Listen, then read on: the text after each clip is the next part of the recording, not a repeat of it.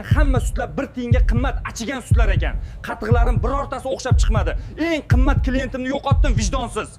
Bo'ldi aka, o'zingizni bosing, iltimos. To'g'ri, oldin biz sifati yo'q sut ko'p sotardik. Tan olamiz. Faqat bugun yangi sut keldi. Akmilk brendidan. Tabiiy sut. Har kuni yangi sog'ib fermadan yorishadi. Bitta Akmilk sutlardan qatiq tayyorlab ko'ring, mijozlaringiz ham qaytishadi. Yana yangi qimmat mijozlar keladi. Akmilk sutlari sizni ham, meni ham muammodan qutqaradi.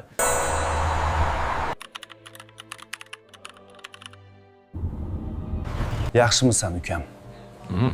Meni kechir. Seni xafa qilib qo'ydim. Kecha sen bergan Akmilk sutlari juda sifatli ekan. Qatiqlari mazali, yoshlikni eslatadi. Aslida urushib kelgan bitta siz emassiz. Ko'pchilik kelib sut yoqmadi deb tashlab ham ketishardi. Zararga kirishni boshlagandim.